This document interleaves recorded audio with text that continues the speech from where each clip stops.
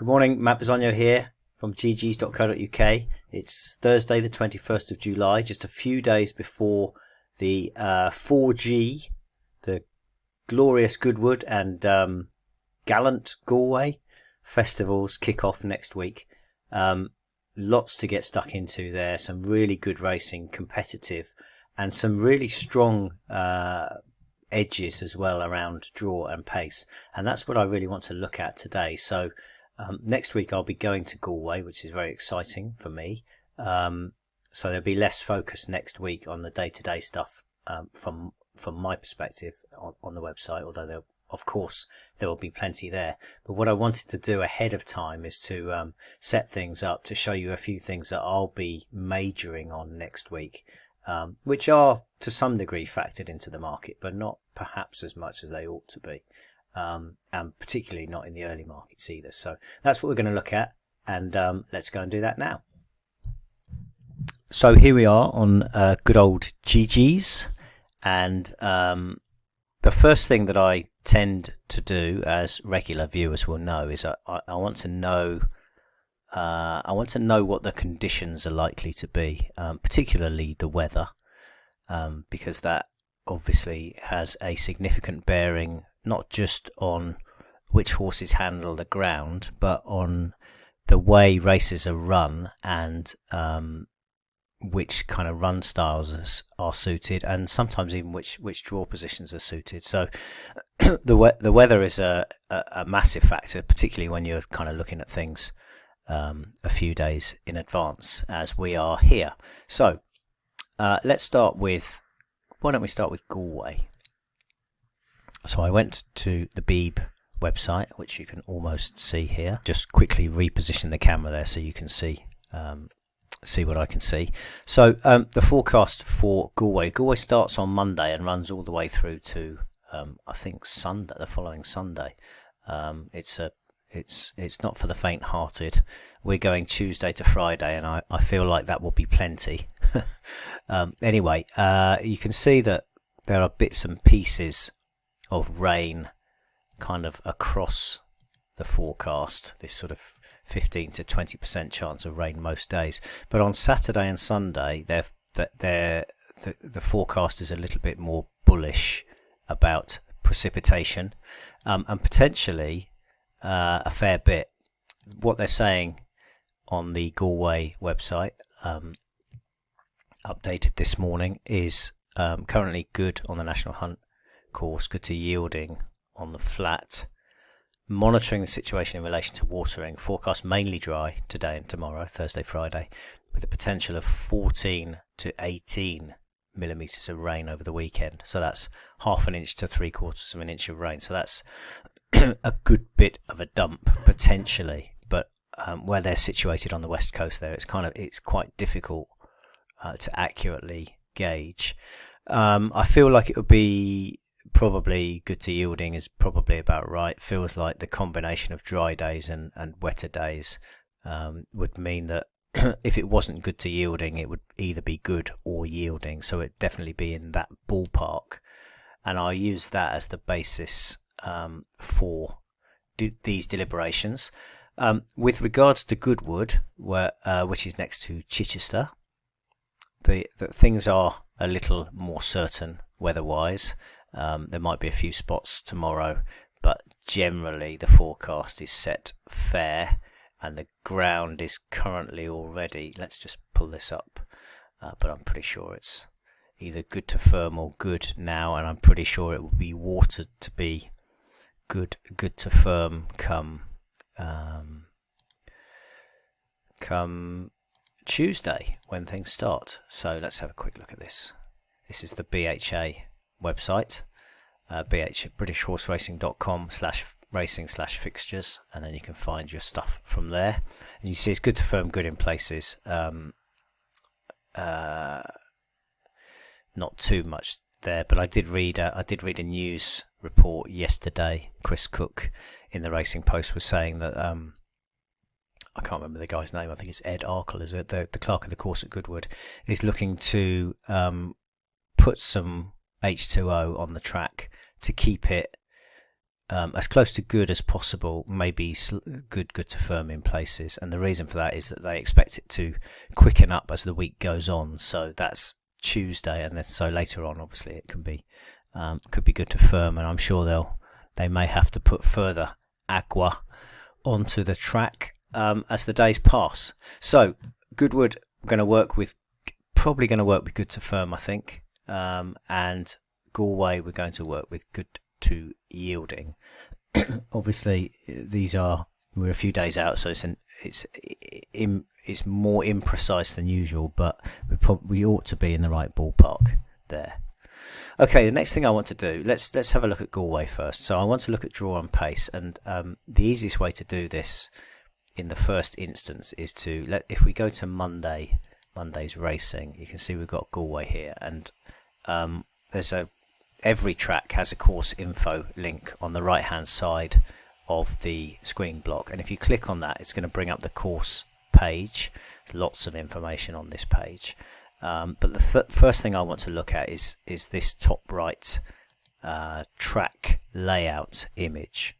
And if you've never been to Galway, or even if you have, you may not have helicoptered up, if you like, on the course constitution. And as you can see, it's almost sort of triangular in shape. This doesn't really reveal as well as it could the sort of undulating nature. It's quite a rise to the line out of this home turn here, and obviously a very sharp bend in the background into the back straight. The key thing that I want to bring out here are that a lot of the flat races are run over 7 furlongs or an extended mile. So this one starts in the chute in the back straight, and they've got a little bit of time to sort themselves out before this turn, and then they're pretty much on the turn or fanned. Wherever you are at this bend is probably where you're going to be at this bend in the pack as well. So if you're on the inside here, you're probably going to be on the inside here. If you're wider out, you're probably still going to be wider out, or you're going to have to use petrol to get forward or take back and ride for luck. Again, if you're on the inside, you may have a number of horses passing you on the outside. They're using more petrol, but they're hemming you in. So I guess the management summary is that races can be carnage on this track. The optimal position is in front on the inside, as it is on most turning tracks. And if you've got a horse that is kind of naturally tactically suited to that, if they can easily get that position without doing too much work, then they're going to have something left for this climb to the line, and they're going to be best suited. So those are the kind of horses that I think I'm looking for, but I want to put some data meat on those bones. So I'm going to use the old draw analyzer here, and of course I'm going to select Galway, and I'm going to say 7 furlongs to 7 furlongs to begin with. Actual draw, so remember that that accounts for non-runners. I'm going to leave the going as good to from good through to yielding, and I think that's going to cover most of our eventualities. 8+ runners is fine, probably handicaps only, and we'll have it with the full data set to begin with. But I'm probably going to, what I like to do is I like to get the overview. So our data starts from 2009, so this is all of it, and then what I like to do is to look at a more recent subset, so maybe 2018 to 2022, just to get a view just to assure myself that nothing has obviously changed in more recent years. So I'm going to use percentage of rivals beaten, PRB, and I'm going to use that further down as well. In fact, I use PRB3, which is an average percentage of rivals beaten for the stall and its immediate neighbours. So in this case, looking at this one, it would be the average percentage of rivals beaten of stall 4 and stalls 3 and 5. So these three. and that just smooths the curve and gives us a slightly greater confidence that there are no outliers, no big spikes on the chart. And then down at the bottom here, I'm going to use percentage of rivals beaten as well on the draw run style heat map, which I'll talk about in a sec. Okay, enough with the verbiage, and here are the data. You can see that we've got 40 races in this sample, so a reasonable sample size. And the thing about using PRB is that if we were using just the win percentage, we would have a situation where there are 40 winners, and therefore we've got 40 data points in the sample size, right? So not inconsequential, but a reasonably small sample size. If we go to place percentage, then we've got we're using 8+ here, so every race has got 3 places. Some will have, in fact, I think they've all got 3, because I don't think there are 16+ runner handicaps over 7 furlongs. So we've got, in this situation, we've got 98, 105, 125. There must be a few 4 place handicaps. Anyway, we've taken our number of data points from 40 in the win context to 125 in the place context. So that's better. That's more. There's more data in the sample. When we use percentage of rivals beaten, every runner gets a score. So the winner beats 100% of his rivals, and the last placed horse beats 0% of his rivals. And the middle one, let's say it's an 11 horse race for convenience, the horse that finishes 6th has 5 horses in front of him and 5 horses behind her. And so that horse has beaten 50% of rivals. The key thing is that every runner in every race gets a score. So with the win percent, we've got 40 data points in our sample. With the place, we've got 125 data points in our sample. And with the PRB, we've got, 360, 544 data points in our sample. So we've got a much bigger sample size. Now, there are some things around horses that are nearer the back are likely to be eased off, and it's not a perfect reflection. It's not a perfectly linear reflection of performance from front to back, but there's much more data in the sample size, and therefore it's very helpful, particularly when you're looking at kind of relatively small data sets like these.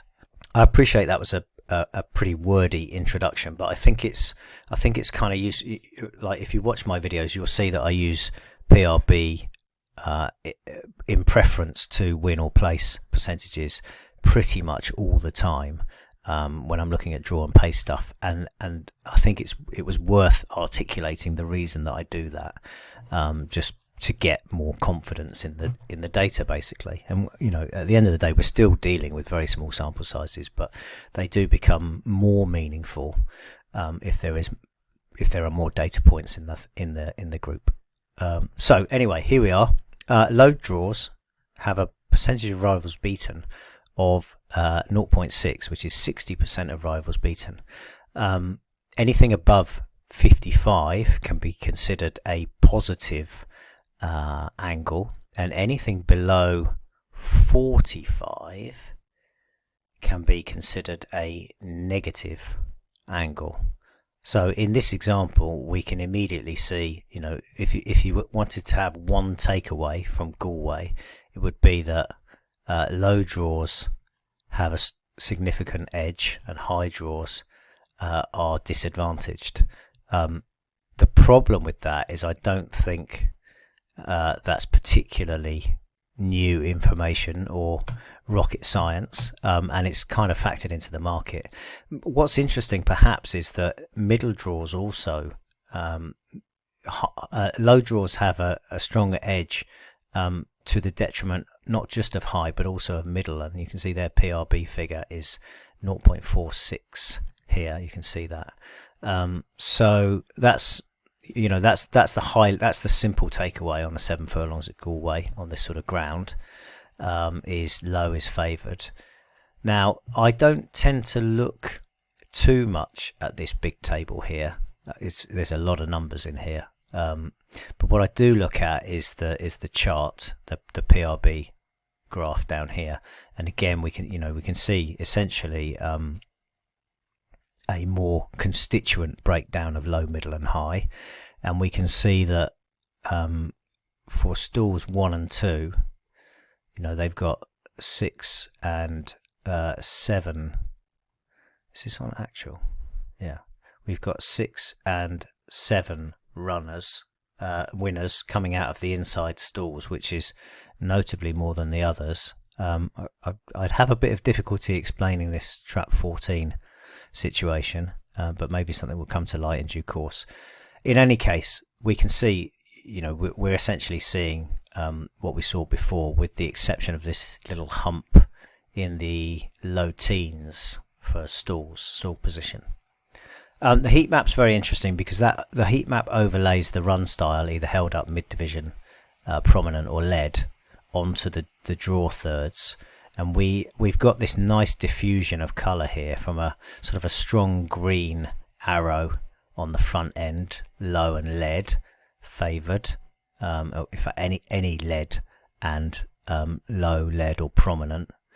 And then we can see that colour sort of diffusing towards orange and red as we go from kind of top right here to bottom left here, and bottom left being high and held up. In fact, midfield and held up are difficult places to win from, as you can see. And again, there's a table at the bottom here. Let me just do this. There's a table at the bottom here where you can see the constituent breakdown. You can see that it kind of held up, high and held up, actually have had six winners from 87. And I guess this is when they just go a million miles an hour on the front. And these horses that have been dropped in and ridden for luck are able to come through and get the job done. But the majority of winners are in the lead and prominent slots, as might be expected. So that's worth keeping in mind next week. I'm not actually going to look at any races because we've got 5-day decks. We haven't got draw at this stage, so we just want to keep it sort of high level overview stuff. But definitely over the 7 furlong trip, be focusing on prominent racers. If you've got a horse that looks like it'll lead from a low draw, that's probably a play. Of course, be mindful of the ground there as well, because it could get softer than the sort of the window that I've chosen here. We'll have a quick look at the mile, half a furlong races, and you can see here, as you probably remember from the chart. Oh, that's unfortunate. It's just overwritten that. They've got this longer sort of straight-ish to sort themselves out, and as a consequence, horses are slightly better able to get a position. You can still see that it's a hard job for high numbers. In fact, an even harder job, as it turns out, where low and middle are sort of equally favoured in general terms. Then looking at the PRB3 charts here, let me just see if I can get some focus there. There we go. You can see how that's articulated in constituent terms, in individual stall terms. Basically, if 50% is fair, then you can see that up to about stall 9 is an advantage in bigger fields, certainly. So I kind of, obviously outside stalls do win, but I wouldn't be spending too much time looking at those. I'd be prepared, unless they had a bit of pace about them to get a position without too much trouble. I'd be prepared to let those horses beat me, and they very well might. And that's you can't bet them all, and you've got to use whatever we feel is the most appropriate shortlisting tool for us. We have to do that. And in my case, I'm going to be looking again for a horse probably with a middle or inside draw, and with at least a bit of tactical pace to get either front rank or prominent. Prominent, it looks optimal here actually. So just to stalk the pace and get first run when things get busy at the run for the line from the turn in. So that is Galway. Obviously they have longer races there as well, but I imagine there probably is. Let's have a look at the sort of 1.5 races. You can see there still is this kind of inside draw advantage, particularly in PRB terms. You see it looks on the win context, it looks fairly even between low and middle, but when you look at the percentage of rivals beaten, you can see that the edge sort of erodes, and always check the axes. You can see that these are, whereas before they were 5-point differentials, these are 10-point differentials. So this is the 50% line here, and anything above 8 is below that 50% line. And when you get to this sort of outside stalls, it's not going well for those guys, albeit there's only a very small number in the sample here. Again, we've got this inside and lead bias. So the takeaway for Galway is on or near the front, inside or nearly inside to middle. High and held up is they do win in these pace collapse scenarios, but it's not really the place to be. Okay, so that's Galway. Now let's have a look at Goodwood, which is right next door in the alphabetical list at least. And there are some interesting biases at Goodwood, which I've written about previously. The only ones that I'm going to look at here are the 7 furlong and mile trips. I'm going to set this up to be good to firm to good, which I expect it to be all week. And we can immediately see that we've got this kind of nice linearity, this nice sort of straight line connecting the points on the chart between low, middle and high. Low is again favoured, so we didn't actually look at the chart. Let me just pull up Goodwood quickly. We want to go to Tuesday this time, and Goodwood course info, and you can see here that it's a slightly more confused course configuration, and they have an inner loop, this one, and an outer loop, this one, and I often get confused about these. I'm pretty sure the 7 furlong and a mile both use the outer loop. I'm pretty sure that's right, but please don't quote me on that. In any case, what you can see is that the outer loop has a slightly sharper bend, and then this run downhill, which enables a horse to fill up. And you do, again, there's a bit of, you can't see it on this picture, but there's a bit of cambering on the track here, so horses tend to run into the stanza here. The horses tend to run into this rail here, and it can get messy, and there can be loads of hard luck stories, particularly in the bigger fields.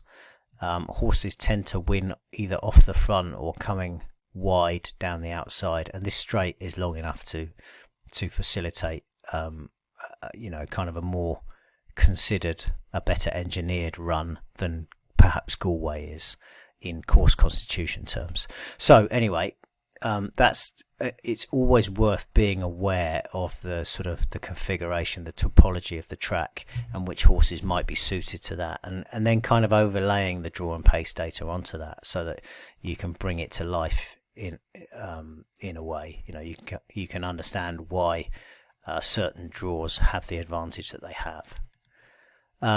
So 7 furlongs.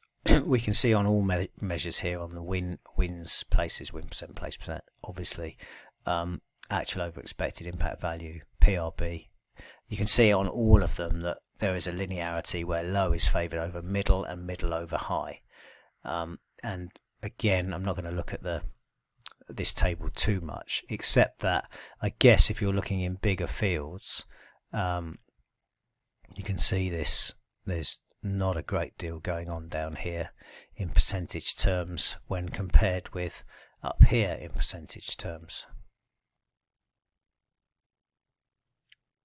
And there are no surprises in the PRB3 chart, where these kind of inside three stalls really are the place to be. You can see that stall 2, stall 1 in a lot of places can be not quite cursed, but not the advantage logic would suggest. Being drawn on the inside against the rail, you do need to brake alertly, or you can find yourself immediately in a hole. So you will see, if you look at draw stats on turning tracks, you will often see that the 1 box doesn't perform as well as the 2 box, and in America they kind of view the 1 box as the coffin box. So because their races are so much about front end speed and braking alertly, and there's just a bit more scope for things to go bad from stall 1 than there is from stalls 2 and 3 and 4. Notwithstanding that, you obviously, if you do brake alertly from 1, you're going the shortest route. So that's something to be aware of as well. And we can see this reflected in the chart. Again, it's a beautiful linearity where the lowest stalls are favoured the most, and then kind of the next lowest stalls, and so on, to pretty much these very small sample sizes in the outside traps. And again, overlaying the run style, we could see very clearly that 70% of rivals beaten for horses that were drawn low and led. That's a big number. So that's, that is optimal. And around that, either having a led run style and being drawn slightly further out, or being drawn low and having the next best run style, which is prominent. We can see this again, this clarity, this linearity here, which is reflected pretty much throughout. High draws have a tough time, so that again is something to be aware of. Low and lead often wins the races at Goodwood over 7, and we can also see that in actual fact, these kind of lead run styles from low and middle draws are actually profitable to back as well. So it's not just they win the most often, or horses fare the best, but the market hasn't completely caught up with that fact either. So that's 7. Let's have a quick look at a mile. Now, one of the feature races, certainly one of the feature handicap races at Goodwood next week will be the Goodwood Mile, and it's one of, if not the strongest draw bias races in the flat racing calendar in the UK. Big field over that mile that we looked at here. It definitely suits a particular run style, and if we just increase the number of runners here to make it from 14 to 16 plus, you can see in the PRB figures here just how difficult it is for certainly for high draws, but also middle draws have struggled in relation to low draws, at least, who have this kind of strong edge. And if you look at the PRB, you can really see that brought home, whereas with pretty much all of the other course and distance combinations we've looked at so far at Galway and Goodwood, we've seen that lead is a favoured run style regardless of stall position. Over this mile in bigger fields, in other words in the Goodwood Mile handicaps and races like that, if you're drawn wider, it's difficult. You're either stuck in the ruck because you're further back, or you're using more petrol to get a position near the front, and then you don't quite have enough to finish the race off. These horses drawn low, they've got the strongly favourable stats regardless of run style, so that's something to keep well in mind. As I say, the Goodwood Mile is one of the strongest draw bias races in the calendar, and I imagine it probably will be a low drawn horse that wins again next week. So that's it really. There are obviously further distances at these meetings that you can look at for yourself, and the draw analyzer is the place to do that.